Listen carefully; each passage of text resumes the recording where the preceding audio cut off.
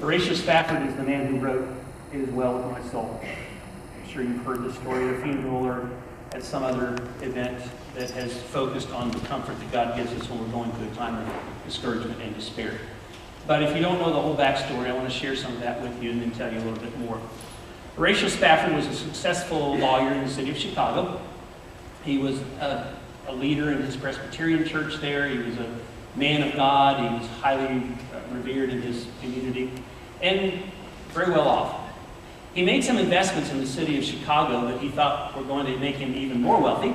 Unfortunately, the Chicago fire took a lot of that away, and he lost a lot of money with his investments.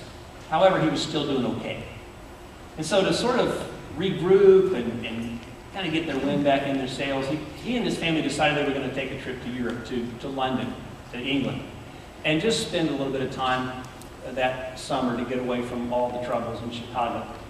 So they were getting ready to go, and at the last minute, Horatio had some business he had to take care of back in Chicago, and he sent his wife Anna and their 4 children ahead on the ship, and he stayed behind. You may know what happened. As they were sailing to England on their way, there was another British ship that collided with their ship and caused their ship to sink, and many lives were lost. And among those lives that were lost were all 4 of the Spafford girls. So his wife Anna survived, but all 4 of the girls were lost. And there was this horrific telegram that was sent by Anna to her husband. I think it said, "All are lost, I alone am saved." Now, you can only imagine what Horatio went through when he heard that news, but the first thing he wanted to do was get on the ship and get over to England as fast as he could so he could be with Anna. And so he got on the ship, he sailed away, and as they got to the place where the ship had gone down as a result of the collision, the captain knew who he was and what had happened, and the story goes that he came to Horatio and told him that they were at that very spot where his daughter's lives were lost. And he leaned over the side of the boat and he began to think and to ponder and to talk with God and just to examine his soul. And it is thought that while he did not pen the words to the song "It Is Well With My Soul," that is where those words came to him. And then later on, here's a copy of the song "It Is Well With My Soul." Later on, he sat down and he wrote out the words to the song that we now know as "It Is Well With My Soul." Now, that was a horrible time in Horatio Spafford and Anna's life, but there was even more to come. They had 3 more children. And do you know that one of those children, Horatio's namesake, Horatio, a boy, died of scarlet fever at the age of 3?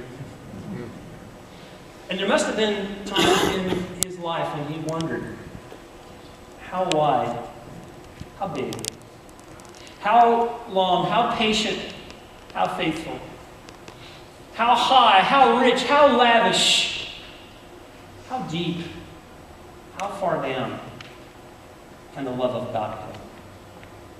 Can God's love find me?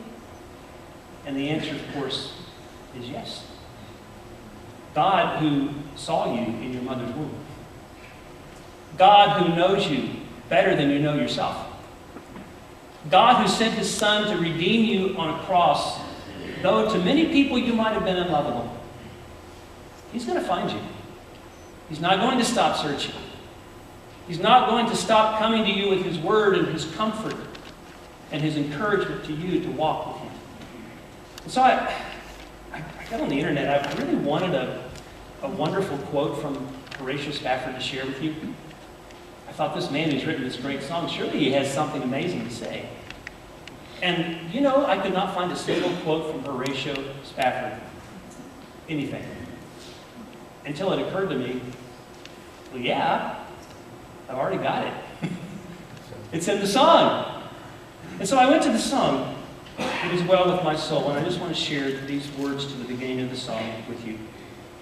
For Horatio wrote, "When peace like a river attendeth my way, and when sorrows like sea billows roll," and you just see this rolling billow, possibly from a storm, coming at you and ready to knock you down and take you out. "Whatever my lot, Thou hast taught me to know. It is well with my soul. And I read that over and over again, and this had never hit me.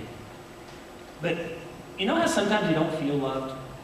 Anybody here been in a place where I'm not feeling the love, right?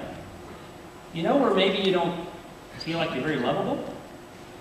And I read his words, because here's a man that has been to the depths, and I think he understands God's love. He said, thou hast taught me to what? Know. Not feel. Know. I know the width, the length, the height, the depth of God's love. Yes, I've experienced it. Yes, I've felt it. But more importantly, I know it. The God who is love, the eternal God who expressed his love on the cross through his Son Jesus, loves me, loves you. And there isn't anywhere you can go, there isn't anything you can do, there isn't anyone you can be that God's love won't find you. And when he comes into your life, he shows you a love that you might be able to comprehend, but just know it is not fully comprehensive. And it will go deeper and higher and wider and longer than any love.